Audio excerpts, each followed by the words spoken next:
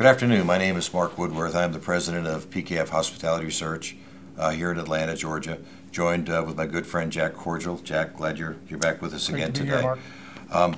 First thing I want to point out is we very much appreciate getting critical feedback on our videos, and we did get some feedback recently from our friend Scott Melby at Marriott who said, I need to be careful and not sit so close to the camera. So I hope Scott, you like this one a little better. But in all seriousness, we just recently released our updated forecast for the industry for 2012 and beyond. And Jack, in some respects, you could say there's almost no news, in that we continue to believe that the 5.8% increase in RevPAR that we've been predicting since the beginning of this year for 2012 continues to look good. I think importantly within that, if we look at the quarterly expectations that we have for 2012, it still looks like the third quarter of this year is going to be the weakest quarter of 2012 in terms of demand growth, RevPAR increase. Still positive, but not as robust as what we've been seeing in past periods. So the fundamentals continue to look good, but yet every day we're seeing headlines that give us more things to be concerned about, or at least you'd think you'd be concerned about. But what's your take on the headline news and how we as industry participants should be interpreting it? Yeah, Mark, as you've said many times in these videos, and I have too, that our role in the industry is really to interpret economic news and data into lodging performance. And unfortunately, it's not a one-to-one relationship. So a new piece of information comes about the economy, and it may not interpret directly to lodging performance. An example of this would be the GDP number, which is comprised of 4 different components. And the two that have the most meaningful impact on the lodging industry are the business income component and the personal consumption component.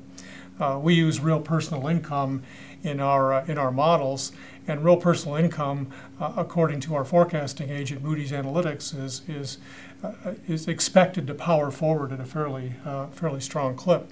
So this helps explain why the lodging industry is doing a little better than the general economy, according to a lot of people. Another indicator is the labor participation rate, which a lot of people are worried about.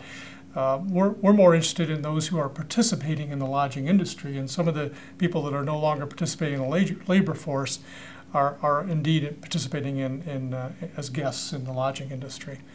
So I understand that you've been privy to some recent data regarding near-term booking pace. Do you want to talk about that a little bit? Okay, and specifically, Jack, what you're referencing is about a week or so ago, we were in New York. I was at NYU and on a panel with Tim Hart from TravelClick, and Tim indicated in his presentation that their booking data looking forward the next 12 months, and specifically if you look at the increase in room rates that people are committing to pay, the volume of rooms being sold, they continue to look very, very positive and support comfortably, in my view, our outlook that's based, as you just said, more on a pure economic set of assumptions going forward.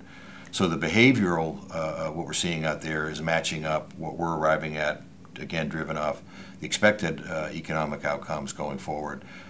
There's a little bit of noise around the edges that in terms of the group booking pace apparently beginning to shorten up a little bit, and we're all hoping for that to lengthen out, obviously. But again, I can comfortably explain that, at least in my mind, in that it's as we get closer to the points in time where some critical unknowns become known, and specifically the upcoming presidential election, who will be our president for the next 4 years, things like the 100+ tax laws that are set to expire between now and I think the first quarter of 2013, how do those get resolved and so forth, and because there's no question the economic implications of some of those taxes that are set to expire could be very corrosive to economic behavior going forward if they're not resolved the correct way. So, but overall, again, speaking for Jack and myself, we continue to feel very positive about the industry for the rest of this year and moving into 2013 and beyond. And we wish you all the best of success. And thanks again for taking some time to hear of our current thoughts. Thank you.